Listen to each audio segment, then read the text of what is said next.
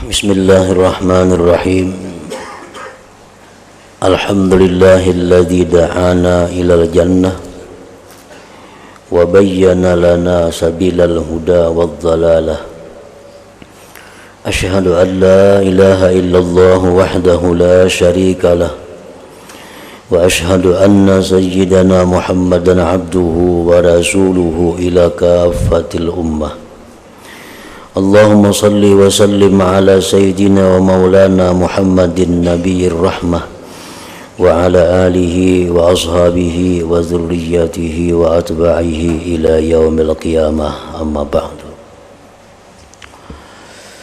Yang kita hormati dan kita cintai para habaib dan para alim ulama, guru-guru agama, para muhibbin, hadirin hadirat rahimakumullah. Puji syukur selalu kita haturkan kehadirat Allah Subhanahu wa ta'ala yang mana telah mengumpulkan kita bersama-sama di tempat yang penuh berkah dan rahmatnya ini. Salawat dan salam kita haturkan kepada junjungan kita Nabi besar Muhammad sallallahu alaihi wasallam dan kepada seluruh keluarga, para sahabat, zurriyat dan pengikut beliau sampai hari kiamat nanti. Para muhibbin rahimakumullah. At-tarhibu min lubsil harir lirrijal idza lam yakun bihim hikkah wa minat takhattumi bidzahab. Ini adalah bab yang menerangkan tentang menakuti daripada memakai sutra bagi kaum laki-laki apabila tidak ada dengan mereka itu penyakit yang namanya hikkah. Dan ini pula menakuti daripada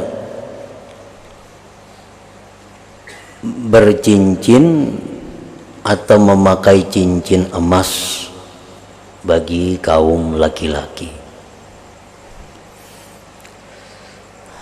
Ada dua pasal dalam bab ini. Pertama, larangan laki-laki memakai sutra. Yang kedua, larangan bagi laki-laki berhias dengan perhiasan emas, baik itu cincin atau gelang, apalagi bunil, laki-laki berbunil emas umpamanya. Qala Allah Ta'ala, firman Allah Ta'ala, walibasuhum fiha harir, dan pakaian mereka itu orang-orang yang beriman di dalam surga harir, sutra. Nah, di dalam surga orang-orang yang beriman itu diberi pakaian sutra. Artinya apa? Bahwa untuk di dalam dunia mereka kada diperkenankan memakai sutra itu, karena itu untuk pakaian surga. Dan larangan memakai sutra ini adalah khusus untuk kaum laki-laki. Nang kayak apakah bentuknya sutra itu? Kain sutra itu kain yang ditenun dari bahan sutra. Sutra itu dibuat daripada kepumpung dari ulat yang namanya ulat sutra, dan itu banyak dibudidayakan sekarang ini di mana-mana.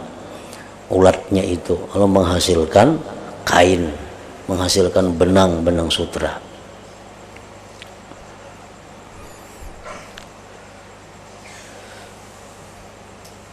Di dalam penjelasannya mengenai sutra ini disebutkan, wa'lam anna lubsal harir halamun 'ala dzukuril balighin wa kadza julusuhum 'alai wastinaduhum ilai bighairi hailin haramun wa huwa jaizun lin nisa litazayyunihinna li azwajihinna wa illatut tahrim fi masabaq ta'abbudiyah, bahwa memakai sutra itu haram atas laki-laki yang sudah balik. Demikian pula haram duduknya mereka di atasnya. Misalnya ada hamparan di situ sutra, atau kursi sutra, atau ulas tilam atau bantal ulasnya sutra, atau kasandaran yang dilapis dengan kain sutra, kada boleh jiwa bersandar di situ. Nah, jadi bukan hanya memakai, duduk, berabah, bersandar di sesuatu yang ada sutra, maka itu dilarang bagi laki-laki. Boleh bagi perempuan, boleh bagi perempuan. Apa alasannya itu haram bagi laki-laki? Apa alasannya boleh bagi perempuan? Ta'abbudiyatun. Arti ta'abbudiyah itu adalah semata-mata menjunjung perintah Allah. Nah, itu menjunjung perintah Allah.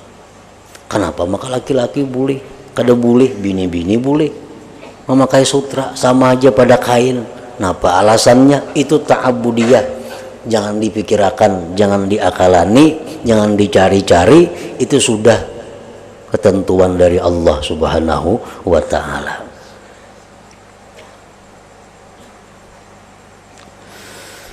Wa an Umar ibn al-Khattab radhiyallahu anhu qala qala Rasulullah sallallahu alaihi wasallam la talbasul harir fa innahu man labisahu fid dunya lam yalbashu fil akhirah, muttafaq alaih.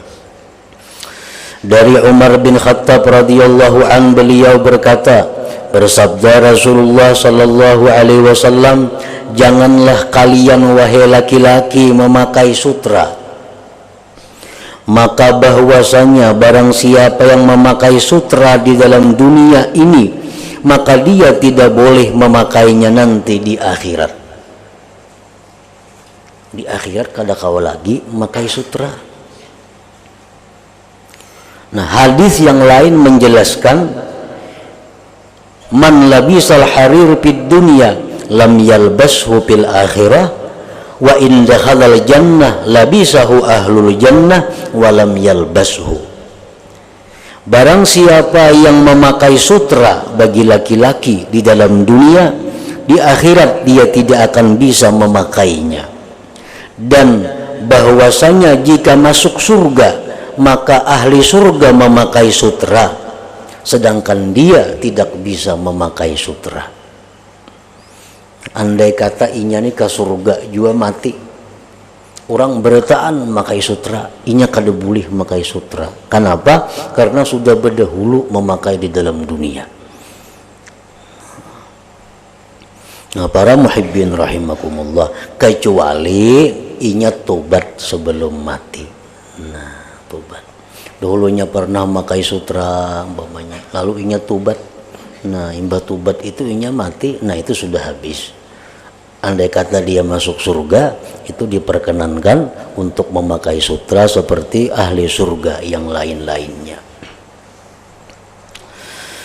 Wa an Ali radhiyallahu anhu qala ra'aitu Rasulullah sallallahu alaihi wasallam akhadha hariran faja'alahu fi yaminihi wa dhahaban faja'alahu bi shimali thumma qala inna hazaini haramun ala dhukuri ummati, rawahu Abu Daud bi isnadin hasan.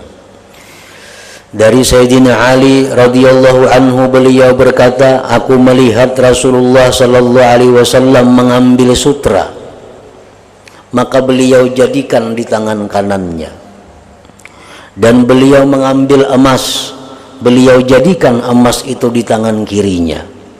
Kemudian beliau bersabda, sesungguhnya dua macam ini haram atas laki-laki umatku. Haram atas laki-laki umatku.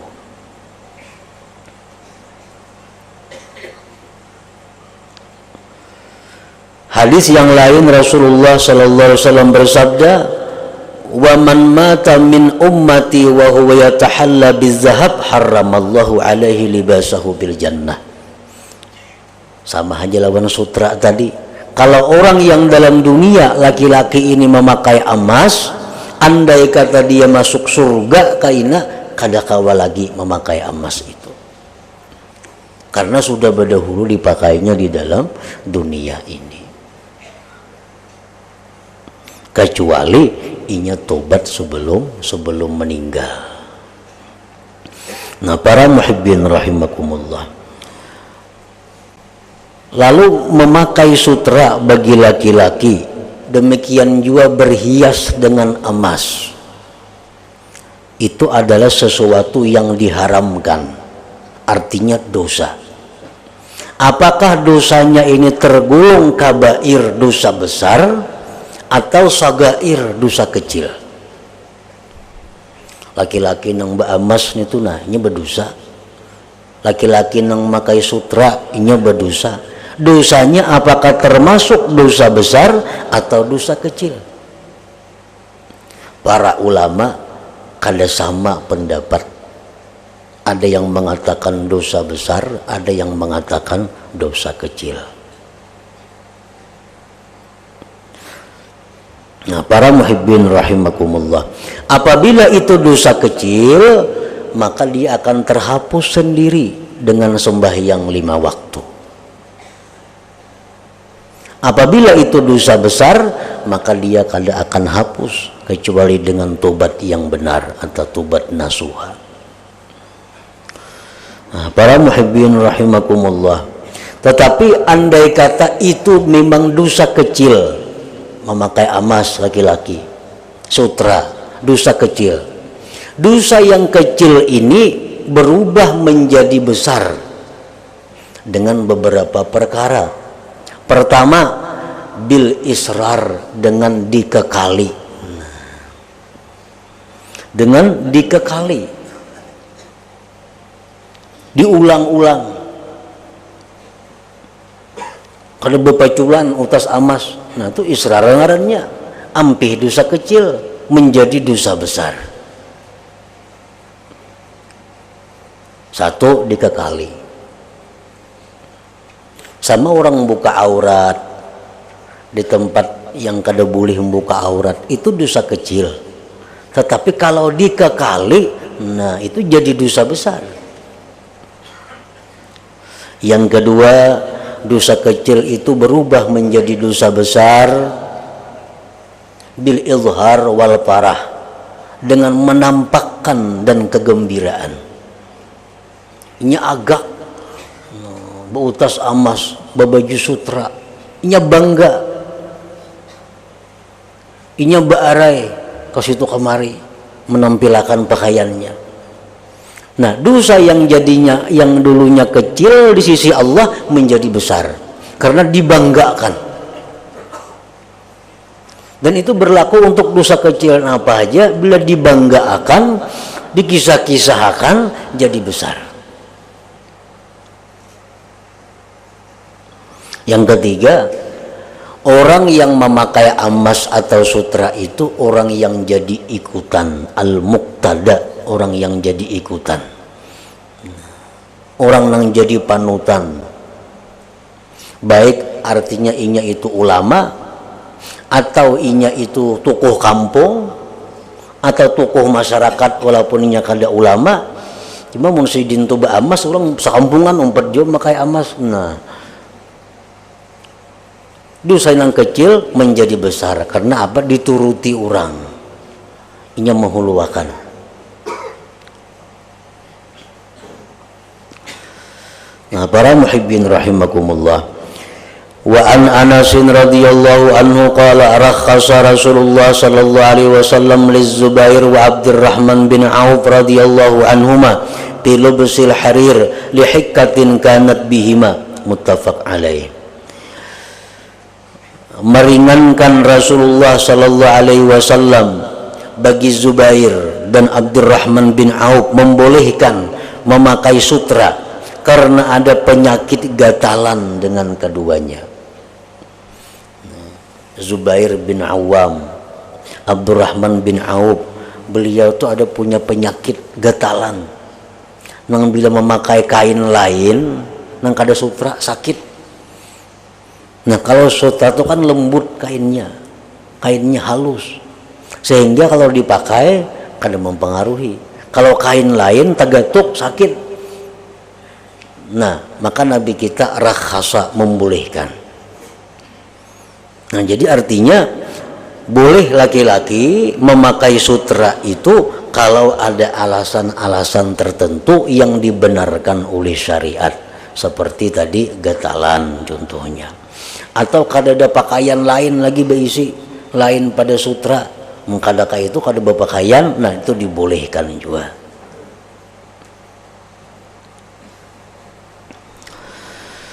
At-targhibu fi lubsil bayat min athiyab wa fi ma yaquluhu man labisa thawban jadidan wa tarhibu min tatwiliha.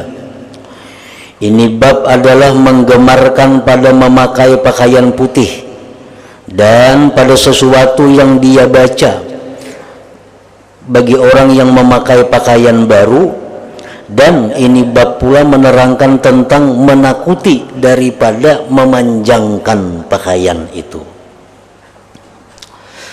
Qala ta'ala ya bani adam qad anzalna 'alaikum libasan yuwari sawatikum warisha wa libasut taqwa dzalika khair. Yang artinya wahai manusia, kami telah menurunkan atas kalian pakaian yang menutupi kemaluan kalian, aurat kalian. Di dalam tafsir Al-Qurtubi disebutkan ini adalah dalil daripada wajibnya menutup aurat. Kami telah menurunkan atas kalian pakaian yang menutupi aurat kalian dan perhiasan. Walibasut taqwa dzalika khair, dan pakaian takwa itulah yang paling baik. Pakaian takwa artinya pakaian yang tidak membuat dosa. Itu yang paling baik. Kadang-kadang ada pakaian itu menutup aurat, tetapi ada mengandung dosa. Nah pakaiannya bagus, liput, menutup aurat, cuma pakaiannya itu dipakainya dengan kemasyhuran. Ini memakai pakaian itu dengan perasaan-perasaan agak, perasaan-perasaan harat, perasaan-perasaan yang pembaiknya pada orang lain di bawahinya. Nah ini pakaiannya menutup aurat tapi masih jadi dosa. Al-Quran mengatakan walibasu taqwa, pakaian takwa. Pakaian takwa itu pakaian yang kita pakai menjadi pahala. Nah, dzalika khair, itulah yang terbaik. Kayak macam ini, macam busana-busana muslim, busana-busana muslimah, itu kadang-kadang lebih menggoda daripada nang kada pakaian muslimah. Karena diulah, dirancang sedemikian rupa oleh ahli-ahli perancang. Bahkan kadang-kadang yang merancang ini orang-orang yang bukan Islam, sehingga perempuan itu secara zahir kelihatannya menutup aurat, tetapi pakaian yang dipakainya itu lebih menggoda daripada orang yang berpakaian auratnya terbuka. Lihat jilbabnya bergirap-girap, kita melihat lagi takajud sudah. Jilbabnya bakam-bakambang, bermacam-macam baju jilbab, menutup aurat, cuma ini menimbulkan godaan. Nah ini bukan pakaian takwa. Walibasut taqwa dzalika khair. Dan ini salah satu di antara siasat orang-orang yang non muslim. Mereka sekilas memberikan arahan kepada kita memakai busana muslim, tapi tujuan mereka lebih menggoda daripada orang yang berpakaian biasa. Wa qala ta'ala, dan firman Allah ta'ala, wa ja'ala lakum sarabila taqikumul harra wa sarabila taqikum ba'sakum. Allah menjadikan untuk kamu itu pakaian-pakaian yang menjaga kamu daripada panas, dan Allah menjadikan bagi kamu pakaian-pakaian yang menjaga kamu pada waktu kamu berperang. Allah menerangkan nikmatnya. Manusia diajari mengolah pakaian supaya jangan kepanasan. Allah Ta'ala menampakkan nikmatnya lagi bahwa dia mengajari manusia mengolah pakaian anti peluru untuk dibawa perang. Ini adalah anugerah Allah kepada manusia sehingga mereka bisa membuat pakaian-pakaian seperti itu. Wa qala ta'ala, dan firman Allah, wa thiyabaka fatahhir, dan sucikanlah pakaian engkau itu daripada yang najis dan dari sesuatu yang membuat dosa. Sucikanlah pakaian daripada najis dan dari sesuatu yang jadi dosa. Wa thiyabaka fatahhir. Wa an Ibnu Abbas radhiyallahu anhuma anna Rasulullah sallallahu alaihi wasallam qala ilbasu min thiyabikumul bayat fa innaha min khairi thiyabikum wa kaffinu fiha mautakum. Dari Ibnu Abbas radhiyallahu anhuma bahwa Rasulullah sallallahu alaihi wasallam bersabda, pakailah pakaian kamu itu berwarna putih. Pakailah pakaian kamu itu yang berwarna putih. Dengaran pakaian itu kopiah, baju, tapi itu pakaian. Pakailah putih. Fa innaha min khairi thiyabikum, bahwasanya itu pakaian yang berwarna putih itu paling baik pakaian kamu. Paling baik pakaian kamu.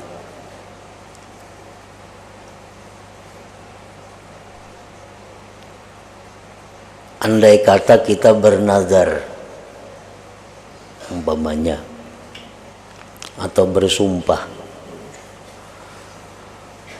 aku akan memakai pakaian yang paling baik. Nah, kayak apa pakaian yang paling baik itu? Putih. Namun dipakainya pakaian yang paling larang, belum tunai lagi. Jadi putih. Karena Nabi kita mengatakan fa inna min khairi thiyabikum, putih itu pakaian yang paling baik. Wa kaffinu fiha mautakum, dan kafanlah pada kain putih itu orang-orang yang mati di antara kamu. Rawahu Abu Daud wa Tirmidzi wa qala haditsun hasan sahih. Wa an Nabi Hurairah radhiyallahu anhu anna Rasulullah sallallahu alaihi wasallam qala la yanzurullahu yaumal qiyamah ila man jarra izarahu batara, muttafaq alaih. Allah tidak memandang dengan pandangan kasih sayang pada hari kiamat kepada orang yang memanjangkan sarungnya karena sombong. Gamis, tapair, ini untuk laki-laki. Gamis, tapair, limpua, buku lali, salawar, tapair, tapih, tapair, dalam keadaan perasaan sombong dalam hatinya, maka Allah pada hari kiamat tidak akan menghiraukan orang tersebut. Wa an Abi Hurairah radhiyallahu anhu anin Nabi sallallahu alaihi wasallam qala ma asfala minal ka'bain minal izar fa finnar, rawahul Bukhari wan Nasa'i. Yang di bawah daripada dua mata kaki daripada izar, maka itu adalah neraka. Salawarkah bila tak bawah pada buku lali itu neraka ampunnya. Tapi tak bawah pada buku lali itu ampun api neraka. Gamis kah, jubah kah, ini khusus untuk laki-laki tapinya. Jadi kalau kita bersalawar, kalau kita bertapih, kalau kita bergamis itu ke atas pada buku lali walaupun sedikit. Amunnya kada sombong pang, kan ini kalau orang tuh sombong. Nah, amunnya inya kada sombong, tapi tapihnya limpua buku lali, salawarnya limpua juga buku lali, orangnya kada sombong. Nah, makruh hukumnya. Kenapa? Karena meniru gaya orang sombong, meniru mencontoh pakaian orang yang sombong.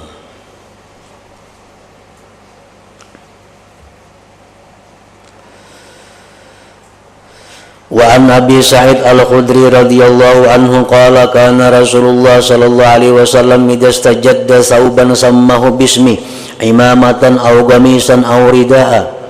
Adalah Rasulullah sallallahu alaihi wasallam bila mana memakai pakaian baru sidin sebut namanya, baik itu surban atau gamis atau selindang. Summa yaqul, kemudian beliau membaca, Allahumma lakal hamdu anta kasautanihi as'aluka min khairihi wa khairi ma suni'alahu wa a'udzubika min syarrihi wa syarri ma suni'alahu. Ini salah satu bacaan Nabi ketika memakai pakaian baru. Dan macam-macam dalam hadis yang lain kada semacam ini bacaan yang dibaca Nabi pada waktu beliau memakai pakaian yang baru itu. Hadisun sahih rawahu wan Nasa'i wa Tirmidzi wa qala haditsun hasan. Wa idza khala ar-rajul thawbahu, bila melepaskan seseorang akan pakaiannya, qala, maka dia membaca bismillahilladzi la ilaha illahu. Bismillahilladzi la ilaha illahu. Itu pakaian kita melepaskan pakaian. Napa gunanya bacaan ini? Bila kita memacul salawar kah, memacul baju kah, bismillahilladzi la ilaha illahu, supaya aurat kita kada kelihatan jin dan syaitan. Nah, bila kita kada bacaan itu, dilihatnya aurat kita. Rawahu Anas radhiyallahu anhu anin Nabi sallallahu alaihi wasallam. At-tarhibu min tashabbuhir rajul bil mar'ati wal mar'ati bir rajul bi libasin aw kalamin aw harakatin aw nahwi dzalik wa tarhibu min istihmali awani dzahab wal fiddah. Nah, jadi para muhibbin sekalian rahimakumullah, memakai sutra, memakai amas, salawar, gamis nang taka bawah pada buku lali tadi dengan niat kada baik atau sombong, itu adalah dosa. Dan dosa-dosa ini hubungannya hanya kepada Allah Subhanahu wa taala. Artinya apa? Kalau kita bertobat, nyaman urusannya. Tobat. Karena kalau tidak perlu minta ampun, minta halal kepada makhluk Allah yang lain. Kita suah memakai utas amas. Nah, sekarang kita berulang-ulang udah memakai bertahun-tahun memakai utas amas. Kada diusah halus lagi nih tuh, dikumpulkan bertahun-tahun itu. Tobat kepada Allah. Nah, imbah tobat kepada Allah, kita menyesal, kada hendak lagi memakai ini, kada hendak lagi kena maulang lagi. Nah, utas amasnya itu jangan disimpani, kayaknya tak pakai pulang. Menyesal itu kan lagi menyimpan nih. Nah, dijual. Jadi akan mengapa lain pada utas amas itu. Maka utas kawin gak kada jadi masalah.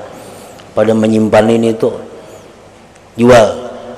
Bila kada dijual, tobatnya masih diragukan lagi. Kan berhenti daripada itu, menyesal maulah masih mengingun itu. Nah, kada mau. Nah, demikian pula kita berisi pakaian-pakaian yang taka bawah pada buku lali tadi, dilarang oleh Allah. Tobat kita hanya urusannya kepada Allah. Orang lain kada ada sangkut pautnya. Kita tobat kepada Allah, kada mau ulang lagi menyesal, tatak salawarnya. Nah, handapi. Jangan dilihatkan. Membuktikan kepada Allah Subhanahu wa taala bahwa kita sungguh-sungguh dalam tobat, dalam kembali kepada Allah Subhanahu wa taala. Ila hadratin Nabi sallallahu alaihi wasallam. Al-Fatihah. A'udzubillahi minasyaitonir rajim. Bismillahirrahmanirrahim. Iyyaka na'budu wa iyyaka nasta'in. Ihdinas siratal mustaqim. Siratal ladzina Ashhadu an la ilaha illallah wahdahu la syarika lah wa ashhadu anna sayyidana Muhammadan abduhu wa rasuluh. La ilaha illallah nastaghfirullah. La ilaha illallah nastaghfirullah. La إله إلا الله نستغفر الله لا إله إلا الله ونتوب إلى الله لا إله إلا الله محمد رسول الله صلى الله عليه وسلم يا أيها المسلمون شفاعة صلوا عليه سلموا تسليما اللهم صل وسلم وبارك عليه